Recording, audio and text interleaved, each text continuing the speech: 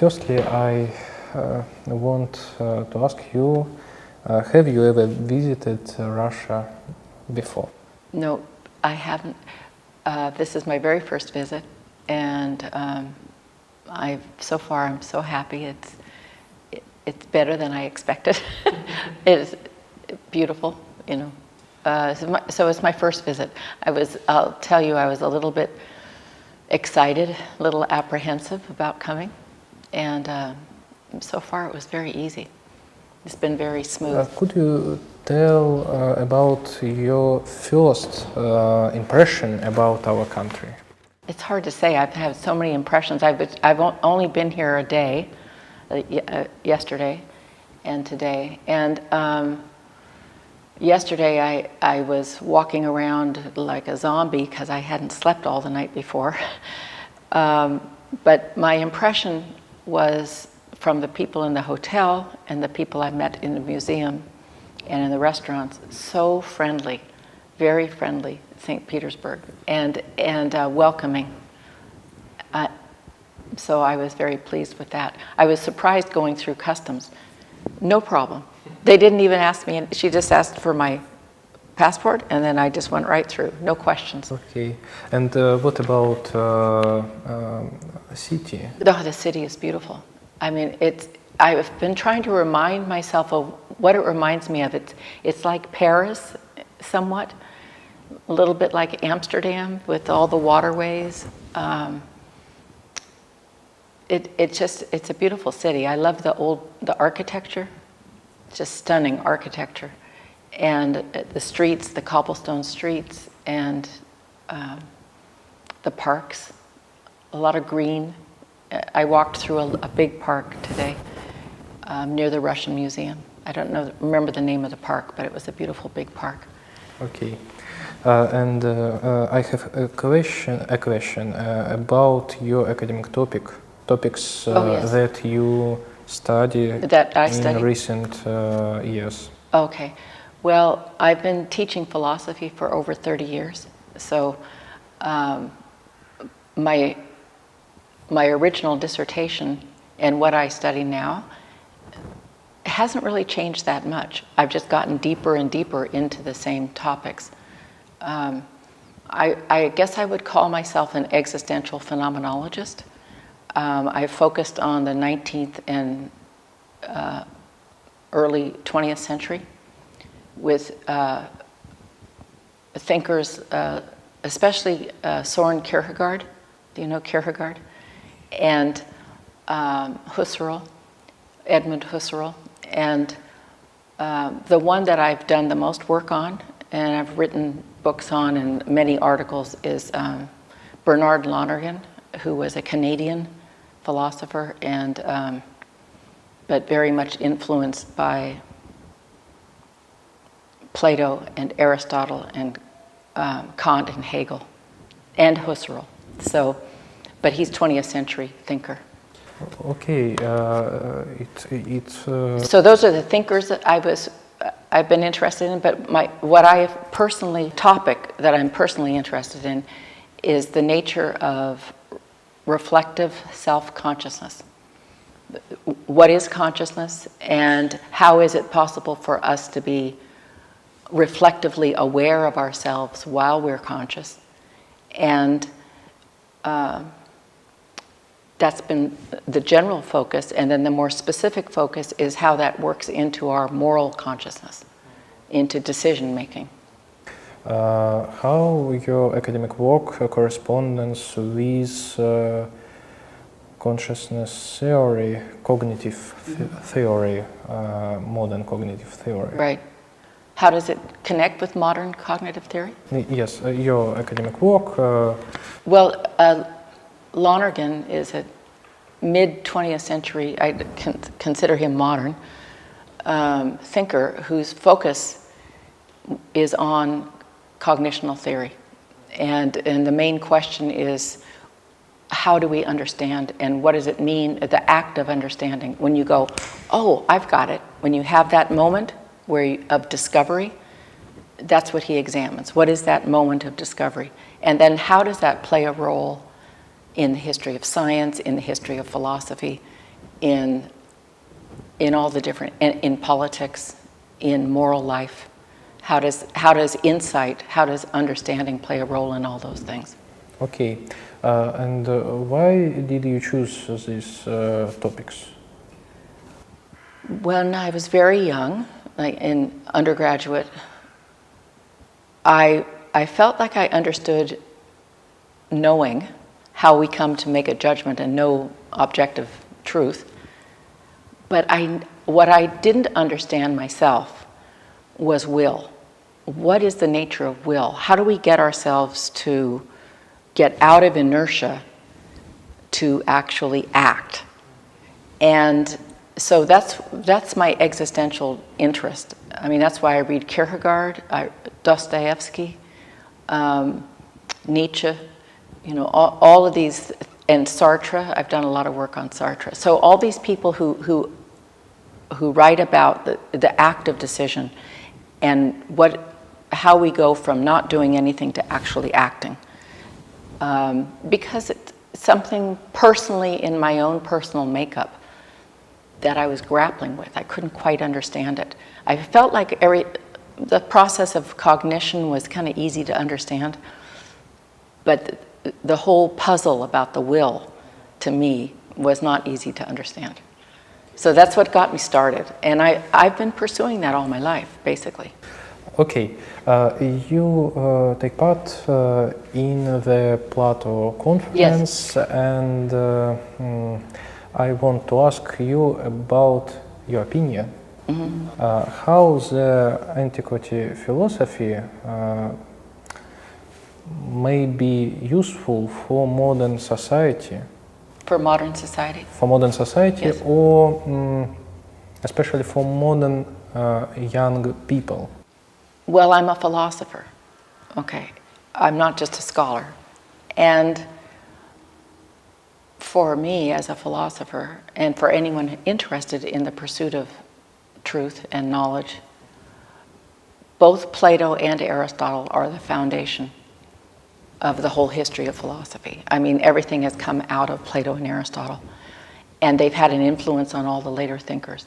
Most of the important later thinkers have all been influenced by Plato and Aristotle. So the more I've studied, for myself, the more I've studied Kierkegaard and the more I've studied Lonergan, the more I find them referring back to Plato or back to Aristotle. And I teach Plato and Aristotle a lot to students. And they're classics because you can rediscover new things all the time in them. Now, that's the first part of your question, like why I think Plato and Aristotle are important. But for modern society, and especially for young people, there are two things. I think young people right now there's a kind of disorientation in the world, and a kind of groundlessness, a kind of superficiality. And I think that both Plato and Aristotle bring out a central fact of human life, which is the basic eros of the human spirit. The basic eros that gets us motivated to do something, which is the desire to know. I think a lot of in the modern times, right now, people have given up on the idea that there is such a thing as truth, or that even if there is truth, there's no way to get to it, and there's no point. So there's no point pursuing it, and yet they do still have this desire to know. So it's kind of frustrated. So I think if by going back to Plato and Aristotle, it may reawaken the idea that there is a central drive in all human beings, cross-cultural, and of any age, old people and young people, to actually know something and a drive to discover. And I would hope that the study of Plato and Aristotle and the study of the ancients could reawaken that for young people so they don't feel disoriented, and also the idea that who's to say? Everything is like, there's no such thing as truth. you say one thing, I say the other, and you end up with a feeling of meaninglessness, like it's all meaningless.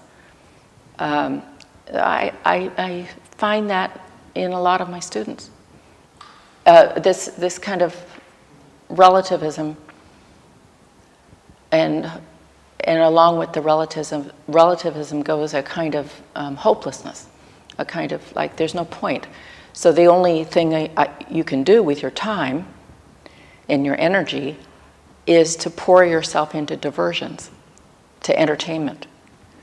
But that's such a pointless life, just entertaining yourself.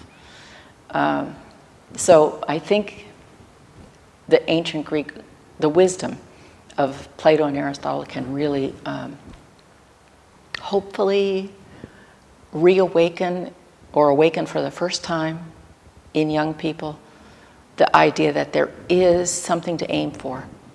It's not all pointless. I ask this question because, as we know, some modern philosophers tell us about the death of metaphysics, and they named Aristotle and Plato as icons of metaphysics. What do you think about this of metaphysics, and in this light, how we can answer about usefulness of ancient philosophers? Okay, well, first of all, I don't agree with that critique. The critique of the Enlightenment and of modernity, and then along with that, with Plato and Aristotle, is itself driven by modern presuppositions. And so it's not thoroughly re-examined by the postmodernists, like Derrida and Rorty and others. They critique classical metaphysics, but they themselves are holding on to a classical modern ideal of that knowledge is necessary, that there's a necessity in knowledge. So that, and then they say, since we can't arrive at it, since there's no necessity, then there's no knowledge, then there's no truth, then there's no pursuit of metaphysics. Pursuit of metaphysics is futile, or it's over. I think that that whole position is insufficiently examined.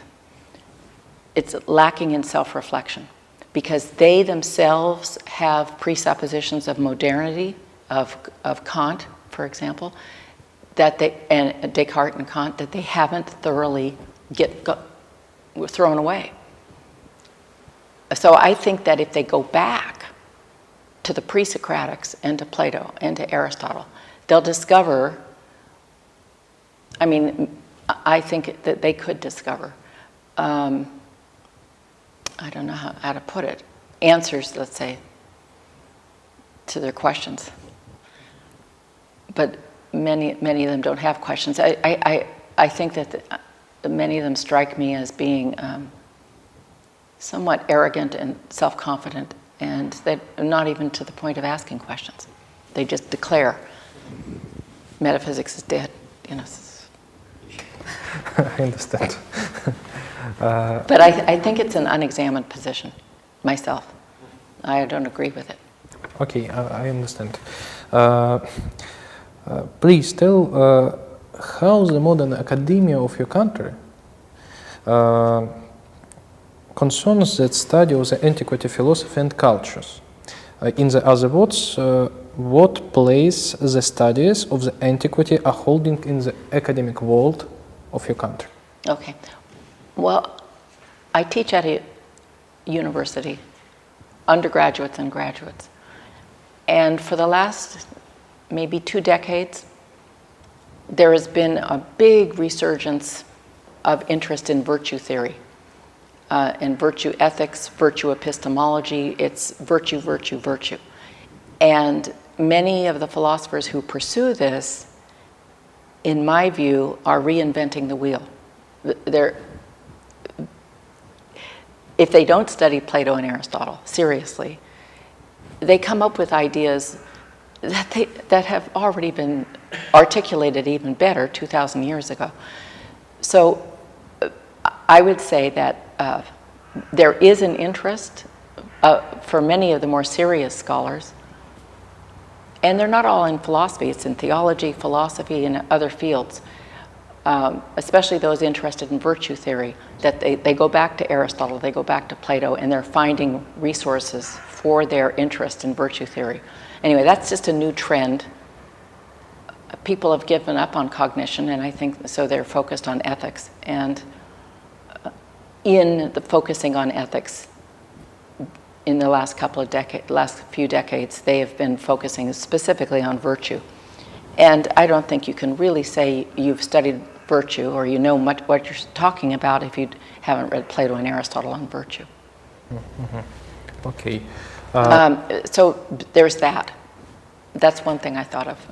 There may be other. About I'll just tell you one. I'll tell you one other thing. In the universities in the U.S., across the board, no matter whether you're at a private university, like I'm teaching at a Catholic university, but regardless of whether you're at a Catholic university or a state public university, it doesn't matter. When people teach introduction to philosophy, they usually always teach Plato, because it's a very good way of introducing students to philosophy. And they also, when they teach ethics, everybody does the Nicomachean Ethics of Aristotle across the whole country. So I think Plato and Aristotle have always been taught to philosophy students, regardless of what university you're going to in the United States. And it's still the case. Okay. Could you tell about your presentation at the conference? Why did you choose this topic? Okay. For the last number of years, I've been focusing on Bernard Lonergan's notion of conversion. And he has 3 different notions of conversion. Religious conversion, which most people think of when they think of conversion, but also moral conversion, and then intellectual conversion. And just in the last few years, I've been focusing more on intellectual conversion. And this is all towards writing a book. I've done a number of chapters towards finishing this. And now I'm more seriously focusing on just intellectual conversion. Plato's work in the Republic on the very well-known cave allegory is a prime example of intellectual conversion. What I'm doing in this paper is focusing on that, but showing how once the enlightened philosopher, once the person dragged out of the cave becomes enlightened, of course he has to go back into the cave. And most scholars focus on how that is a moral duty. So they focus on it as ethical phenomenon. My interest in this paper is drawing out the cognitional or epistemological dimension of going back. So that's what I'm doing in the paper. Yes, it's interesting. But why did you choose this topic of your presentation? Because I'm working on intellectual conversion, and intellectual conversion has 2 phases, and I wanted to see if those 2 phases could be found in Plato, and I think they can. Okay. Imagine that you can influence on the rule. Just imagine it. Yes. Well, right now, with the U.S. government, right now, are you talking about the U.S. actual situation in the United States? Okay. I would say that it's disastrous, and the denial of truth is part of it, is central. All this stuff about fake news and all the contradictions and all the lying, it goes against everything I stand for. And I hope in teaching students, I can steer them away from that and confirm for them that there is such a thing as truth, and it's important that we search for it. So I don't know how I could personally have an influence except through my students. Okay. But what do you want to change in sphere of education and in sphere of the antiquity studies?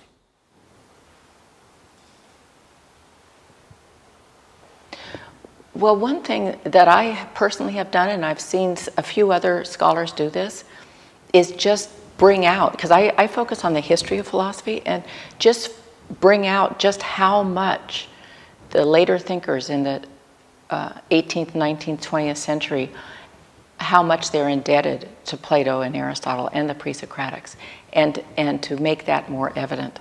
There are a number of people who have done that, like Heidegger, for example. He goes back to the pre-Socratics and emphasizes it. And so I would hope that there is more of that done, that people draw out the great influence of Plato and Aristotle in modern thought. Okay, please wish something to your Russian colleagues.